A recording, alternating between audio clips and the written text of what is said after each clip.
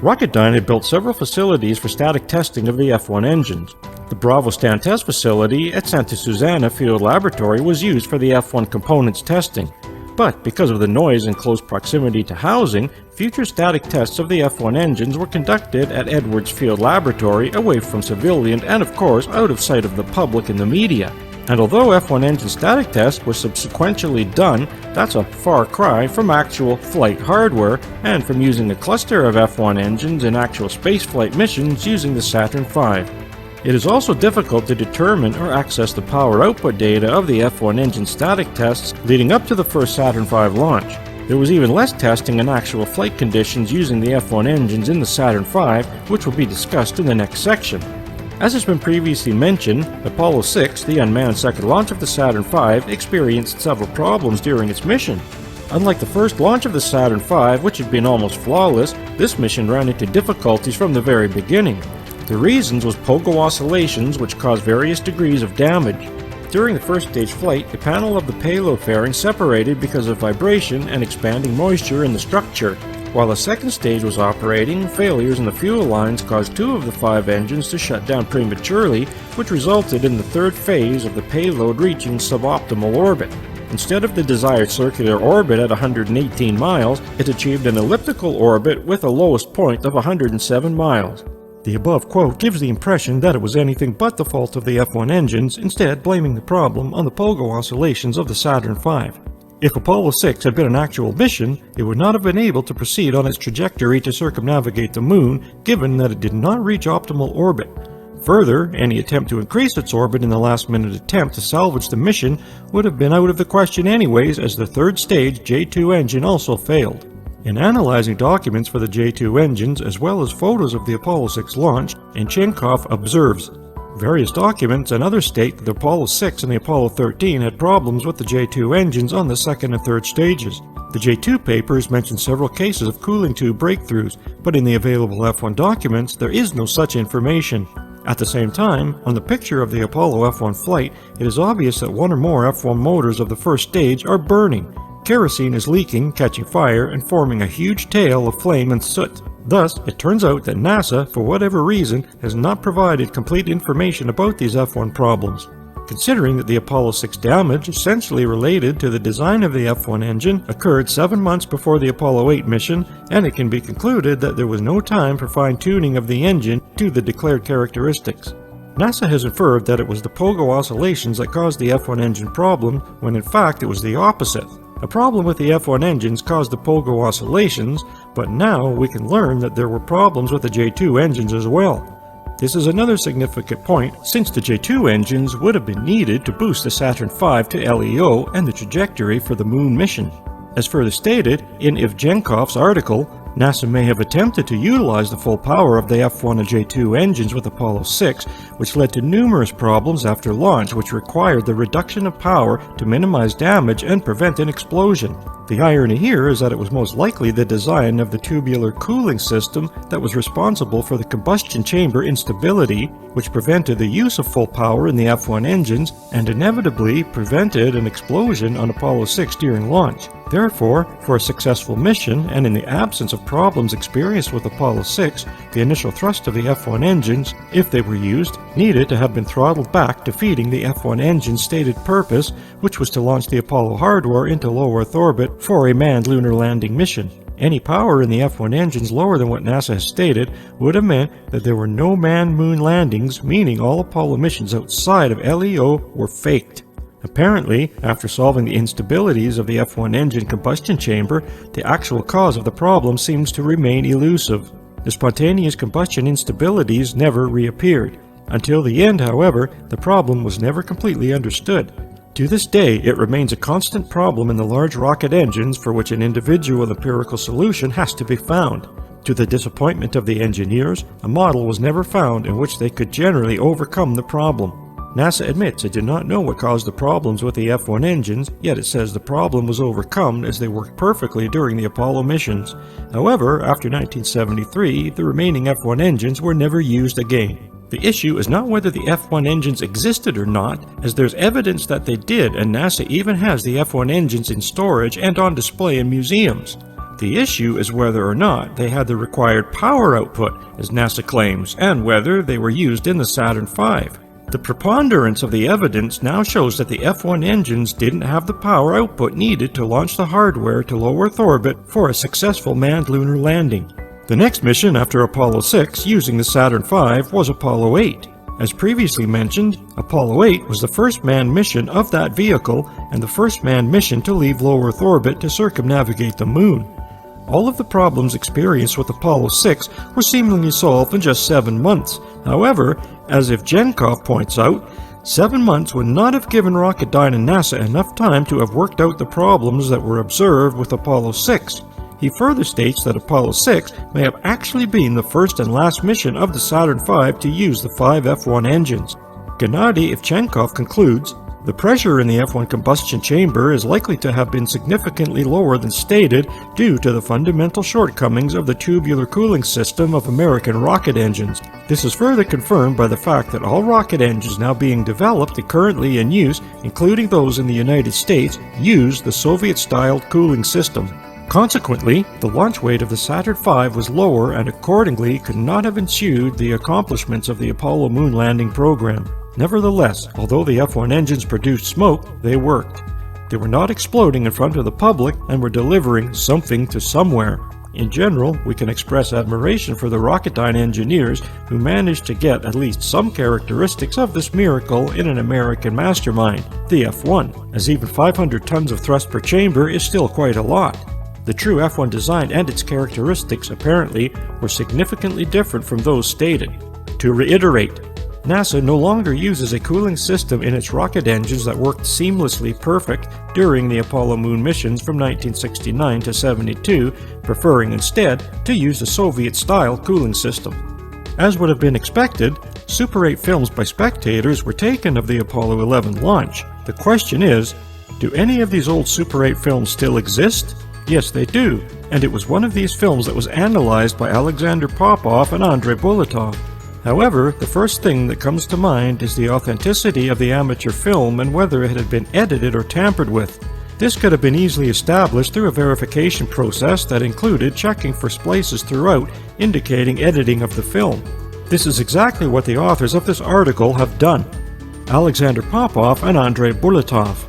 The vast majority of the amateur films and NASA's recordings available on the internet show the ascent of the Saturn V compiled and edited from separate clips assembled from individual sequences. What makes this particular amateur film interesting is that it was filmed continuously for 175 seconds during the launch of Apollo 11 to the first stage separation of the Saturn V and its F-1 engines. That makes this film an excellent source for comparison to the official film footage provided by NASA to the media. The amateur film analyzed by Popov and Bulatov was originally filmed by Phil Palacia on the morning of the Apollo 11 launch. As you will see in Palacia's background below, he was a very credible witness. Phil has a bachelor's degree from Louisiana Tech University and a master's degree from Auburn University, both in mathematics. He worked at IBM for NASA.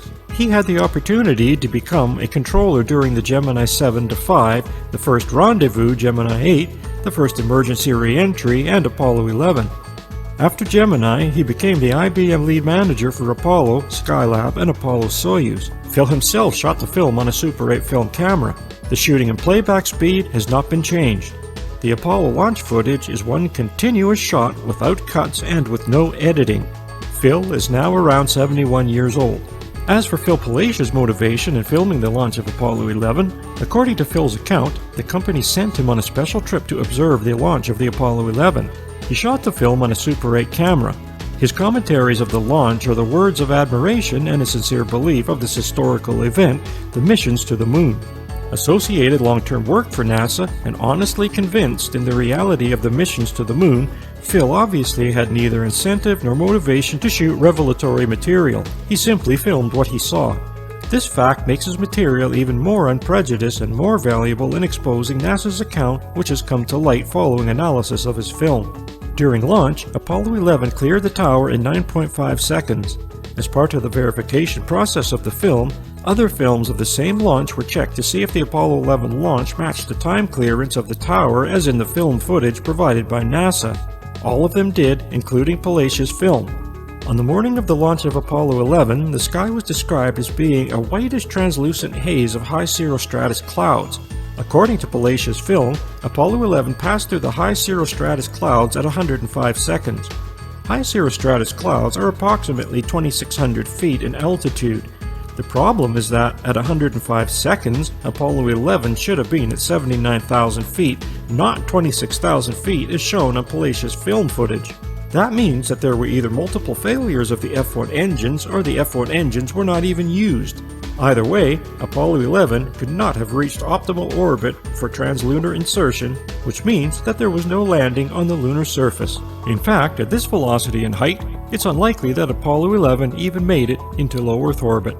With such a start to the flight, the Apollo 11 craft had no chance of catching up with the required ascent schedule, states the veteran of Baikonur Cosmodrome NV Lebedev. Indeed, according to NASA's records, the burn of the first stage of the Saturn V is about 60% of the 120 seconds. Respectively, by the 106th second, the first stage has burnt out 60% of its fuel, and it has made less than 1/8 of its required journey.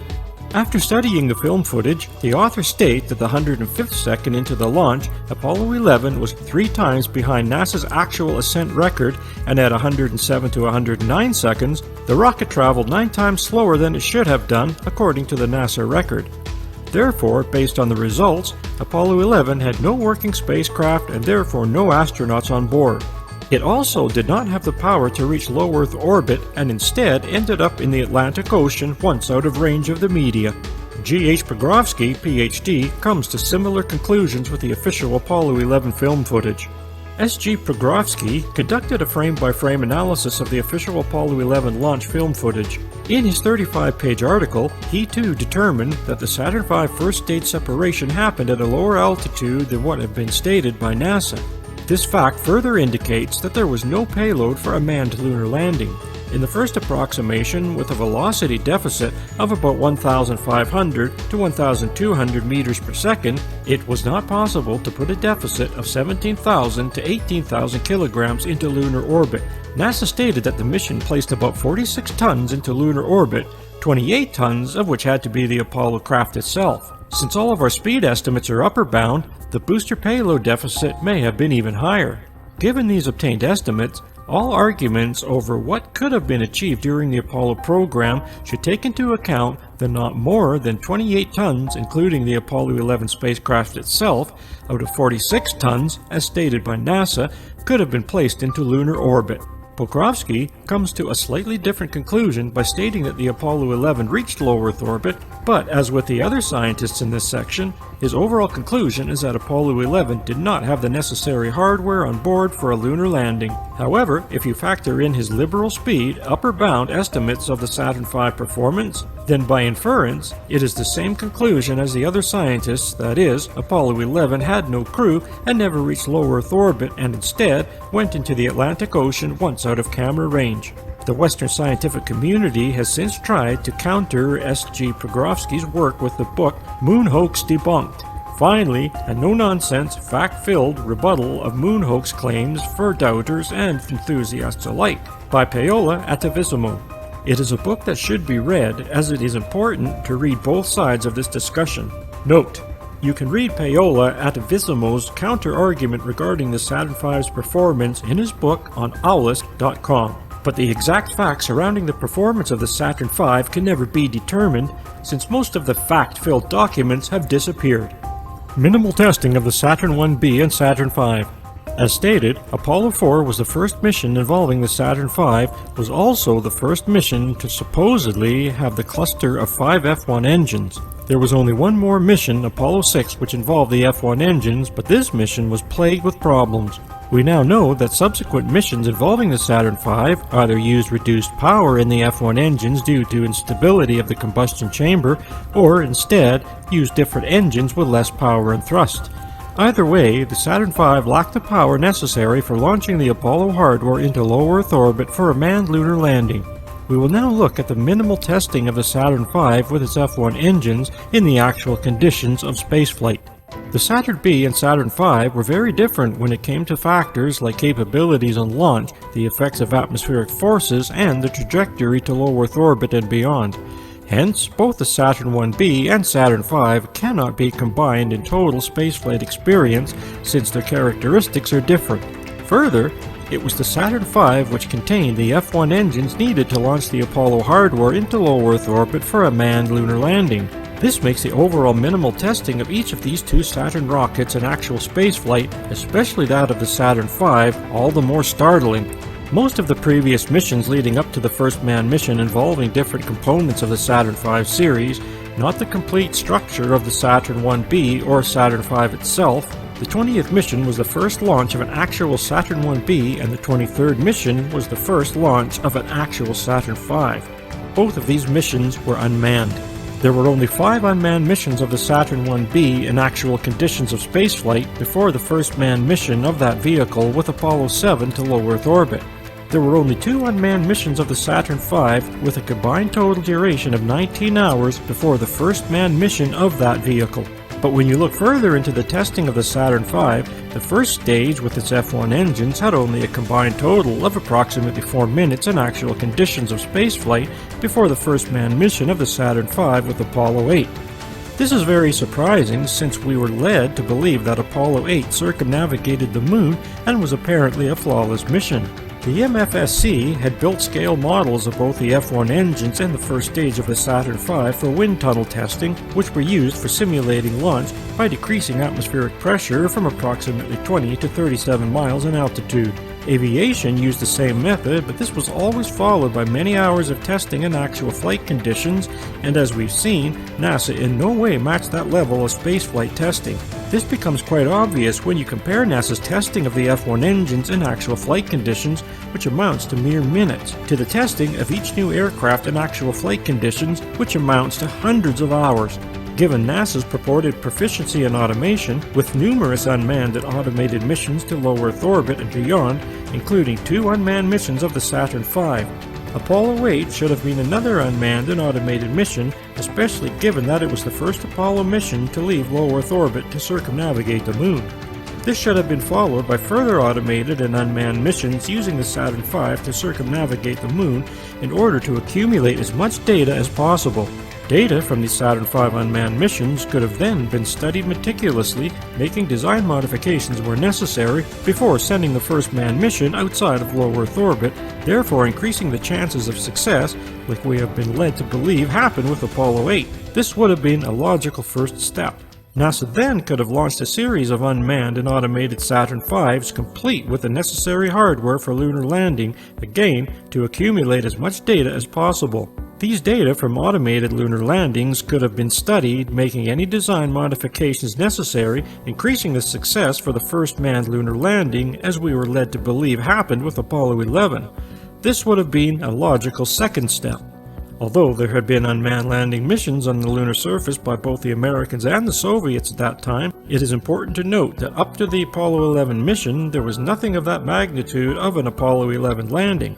It would have made sense to have numerous unmanned and automated landings with the LM on the lunar surface, aside from computer simulations and the use of the Lunar Landing Research Vehicle, LLRV, and the Lunar Landing Training Vehicle, LLTV, used by astronauts as part of their training to simulate lunar landings. There will be an in-depth discussion of this in part 2 of this series. Software simulations were limited with 1960s technology, but as NASA claims, they had access to the AGC on the Apollo missions from Mission Control, so they could have easily practiced unmanned lunar landing procedures using the Apollo LM in the actual conditions of spaceflight before the first manned landing. In addition, there were only 4 unmanned missions of the CM and 5 unmanned missions of the SM in the actual conditions of spaceflight before the first manned mission of Apollo 7. The SM would have been a vital aspect of the Apollo missions, given that it was responsible for providing life support systems and propulsion.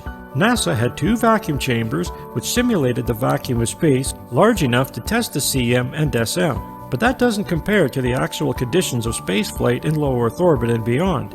Apollo 8, along with being the first manned mission to use the Saturn V with its cluster of 5 engines, was only the second manned mission of the CM and SM. Further, Apollos 9 and 10 don't amount to much in any way of combined experience for Apollo 11 either. One could argue that the manned Mercury and Gemini space programs should be added in terms of experience along with Apollo 7, 8, 9, and 10, which would amount to approximately 2,000 hours of experience in actual conditions of space leading up to Apollo 11. But that experience should only be applied to astronauts in terms of the human experience in space, since it didn't involve the same design and configuration of the Apollo spacecraft, nor did any of the Mercury and Gemini manned missions involving going beyond low Earth orbit. It is the actual missions involving the Saturn V that were paramount. The Saturn V, CM, SM, and LM were more complex in their design, supposedly incorporating new and innovative fly-by-wire technology.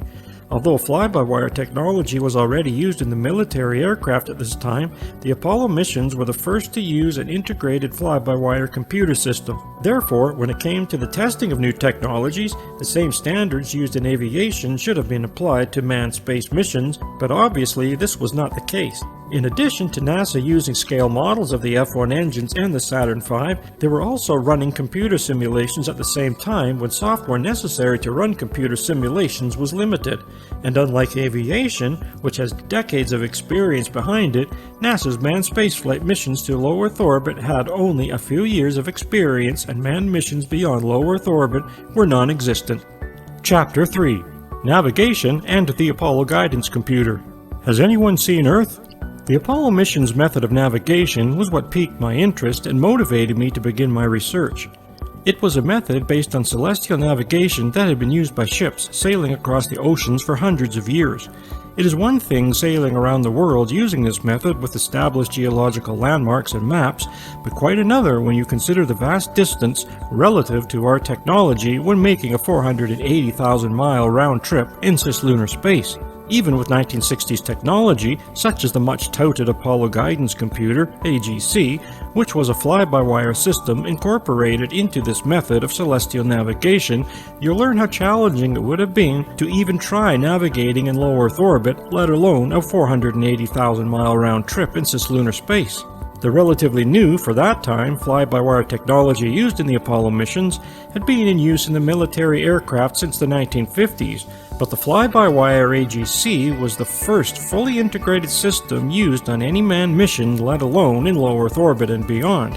I pared down the description of this technology in the next two sections for a better understanding. Fly-by-wire. Today, fly-by-wire technology has become common in the airline industry.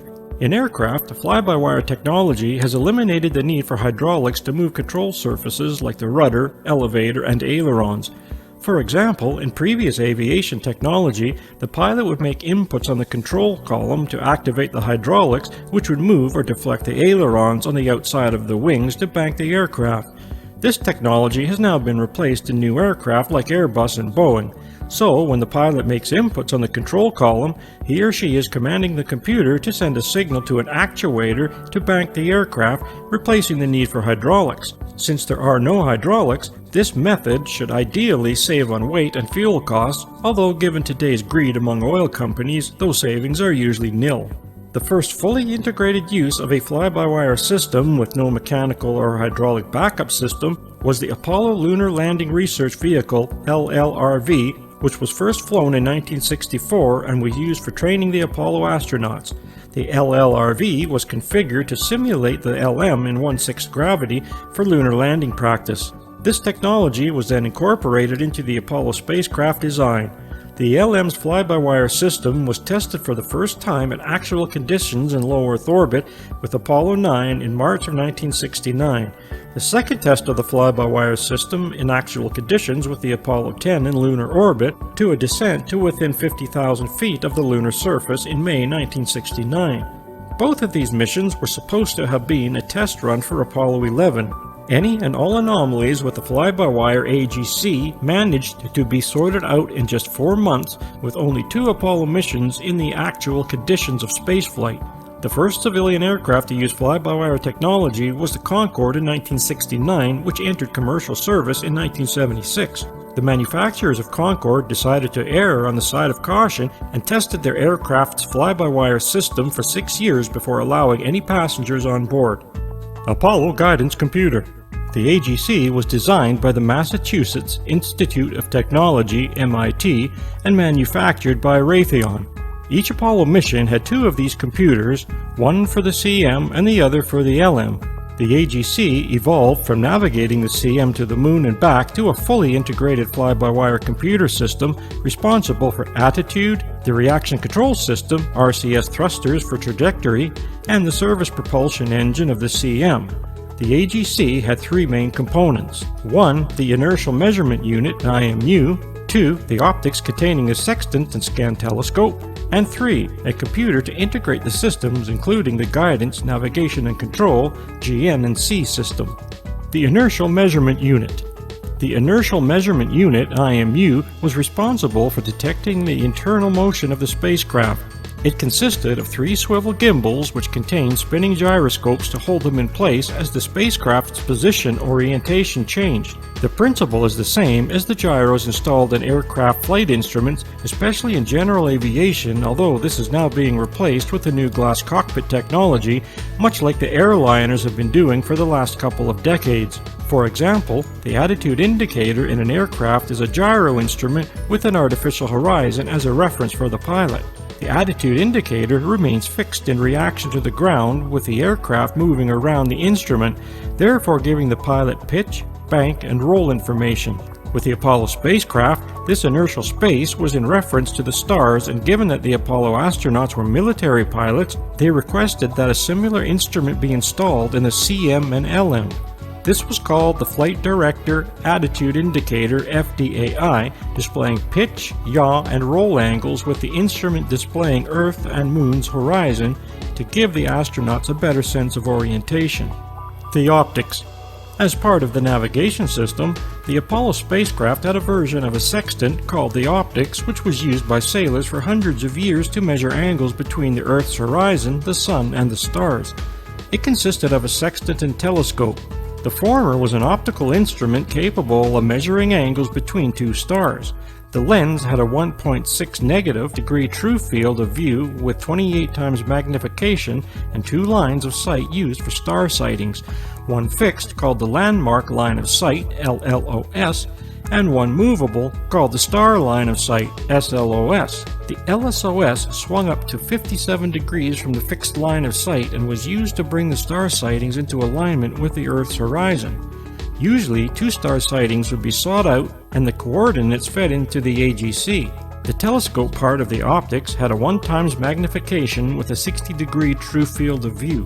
Since the optics was fixed in position, the AGC would be commanded to position the CSM for star sightings. The Command Module Pilot, CMP, would then aim the telescope at a star and line it up with the sextant.